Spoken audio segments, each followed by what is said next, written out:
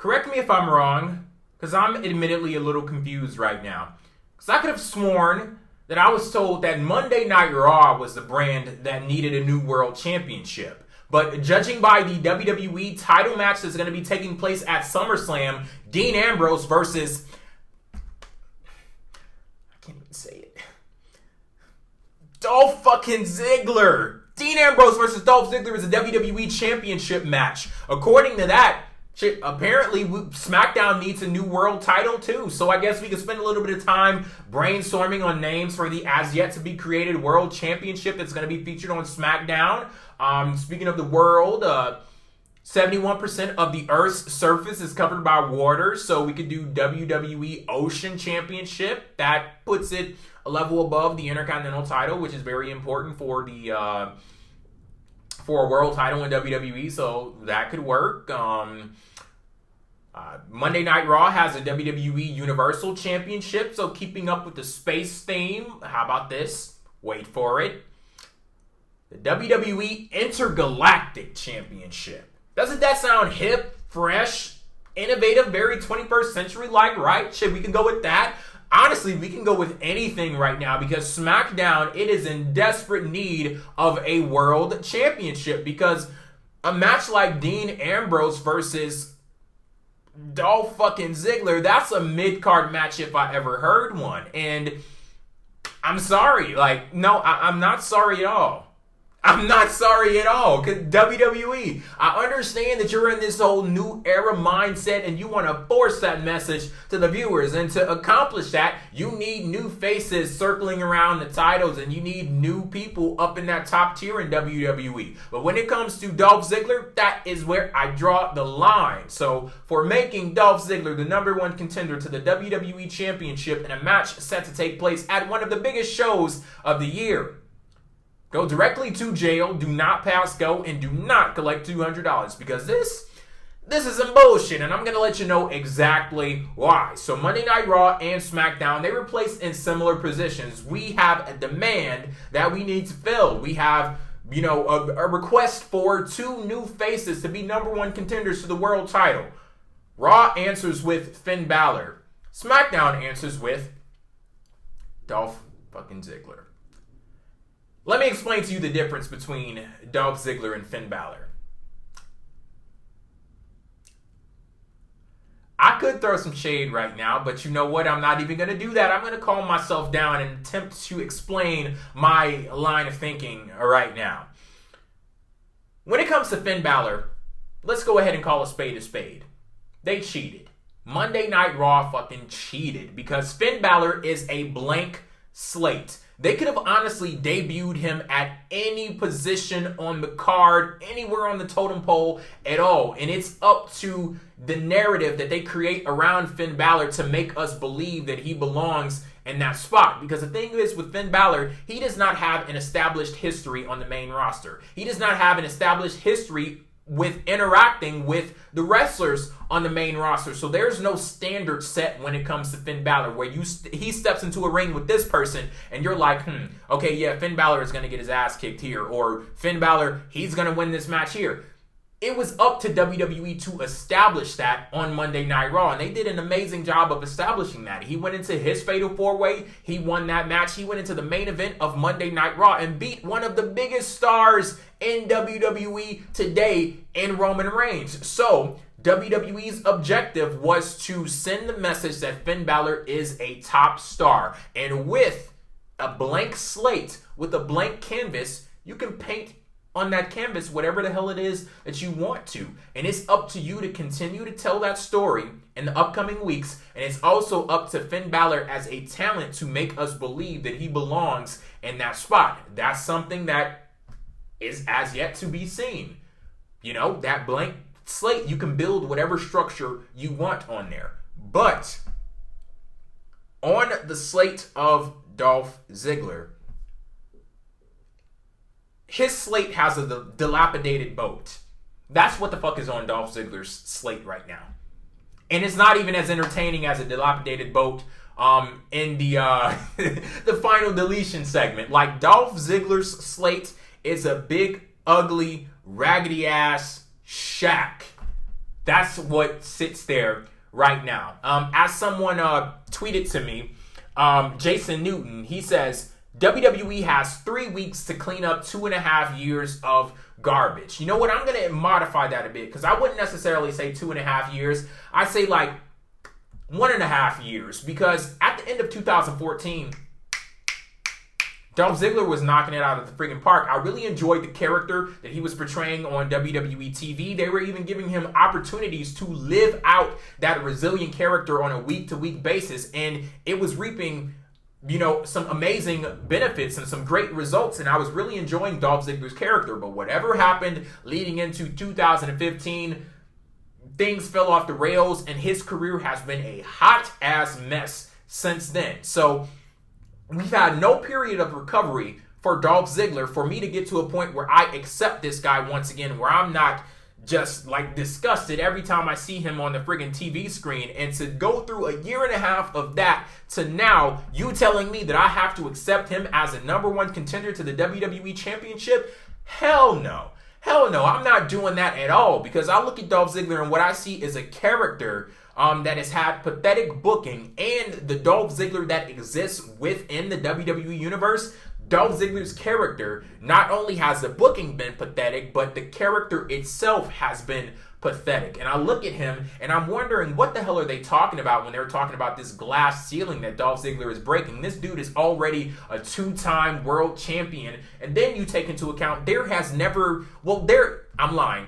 There actually was a point in time where there was a story told where Dolph Ziggler was being held down by the authority, but it's not a situation where it's like with Daniel Bryan, where that has been a career-defining storyline for Dolph Ziggler. That is not a narrative that continues to exist with Dolph Ziggler's character today. This is WWE in a situation where they're conflating the real-life opinion of Dolph Ziggler by, you know, the internet crowd, and, you know, this guy looks good when he's in the ring and he needs a push and they're holding him down. If they're not telling that story on TV, then I don't really give a fuck about that story.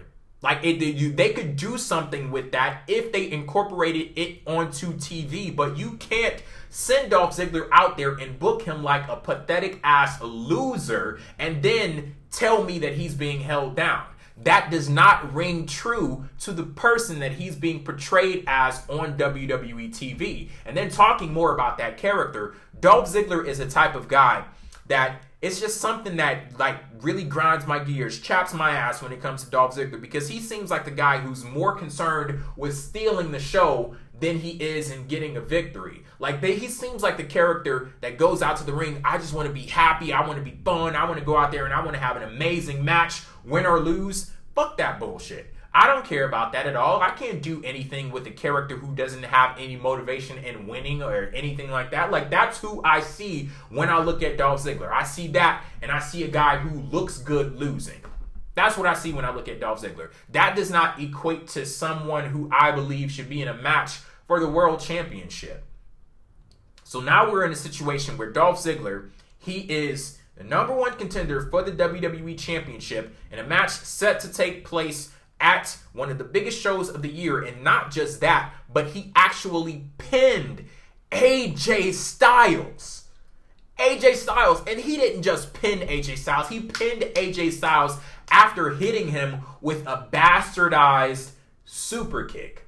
A match that Dolph Ziggler has pulled out 1,000,000 friggin' times. We've seen him hit that super kick 1,000,000 goddamn times. And y'all know that super kick is not even a finisher. That's something that he uses as a false finish. That's like a signature move that you throw out there. You want to get a false finish. You want to get a near fall in a match. Add some thrilling elements to the match, as if we don't know what the fuck is going to happen anyway. Because 99 times out of 100, that is not going to end the match. But that one time that it ends a match, it's over someone, not someone like AJ Styles. It's over AJ Styles.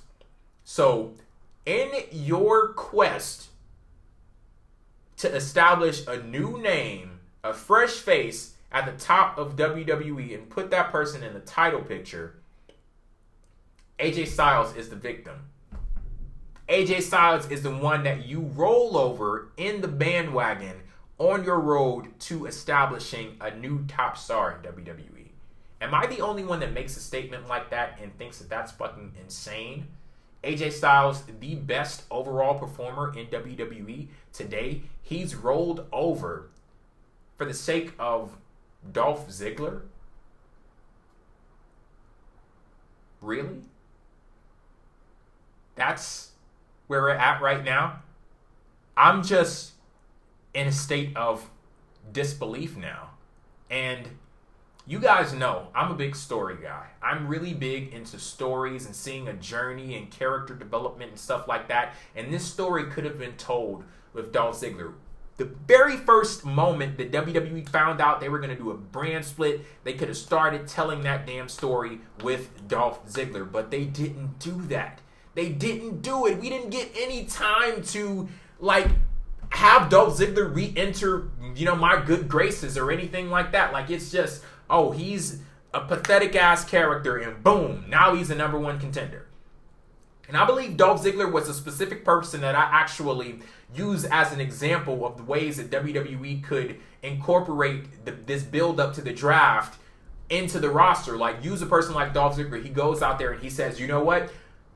My career has been stagnant for the last few years in WWE, but I'm ready to turn a new leaf. I'm going out to that ring. I'm busting my ass. I'm taking every single win that I got because I want to send a message to the powers that be in WWE. If you need a star on your brand, I am your guy. If you need somebody to carry this brand to the top of the damn mountain and we're going to win this war, SmackDown versus Raw, I am your guy. I want to be that guy that goes out to that ring, bust my ass, and give every single thing that I possibly can to the success of my brand. And I'm going to take myself and this company to the top of them, whatever it is. Go out there, cut a promo, basically increasing your stock price on the market so that people, pay attention to you. And they actually incorporate it into the storyline. Okay, this guy hasn't been too hot lately, but you know what?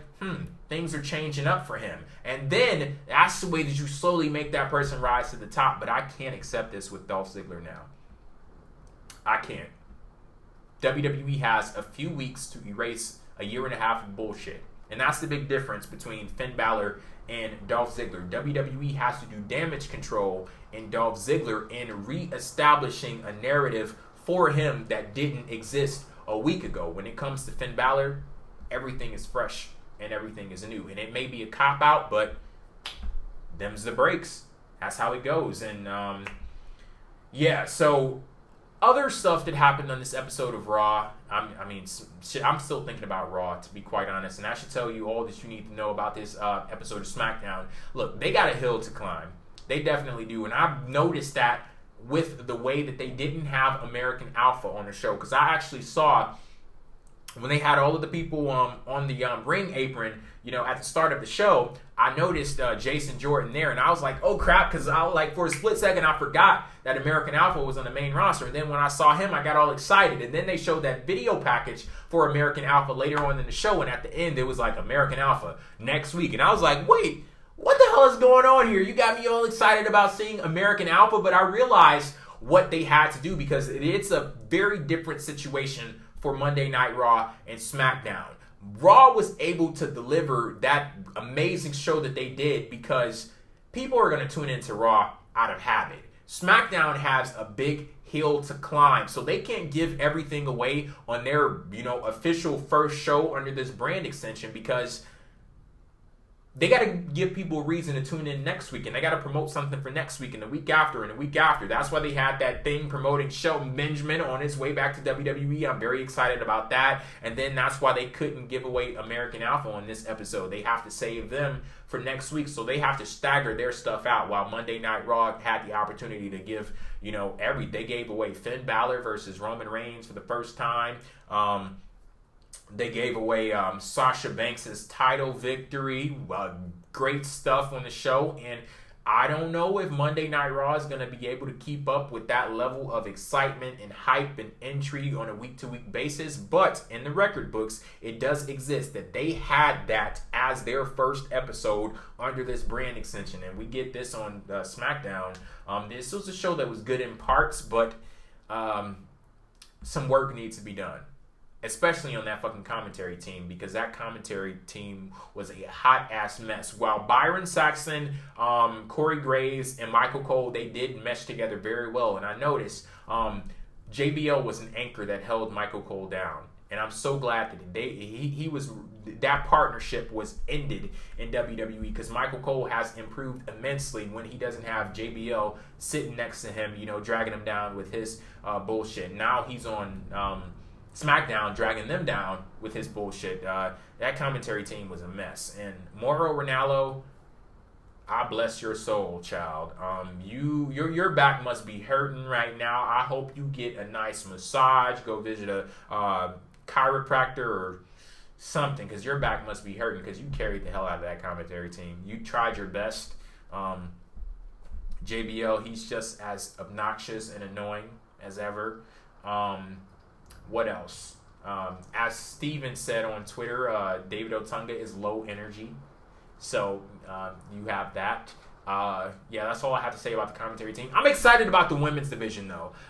Because you guys know I'm a big proponent of women in the wrestling industry and improving their position, and seeing people like Alexa Bliss out there, Carmella, Becky Lynch. That's going to need some work, because that match with Natalya. But yeah, we got Naomi back. I'm excited to see what they do with Naomi. But I'll talk about that stuff later, because this video is like over 16 minutes now. That's where I'll end this. Thank you guys for tuning in. And yeah, Dolph's... Why did I say that? Why did I end the video with that? You know what? I'm not even saying it anymore. I'm done. I'm done.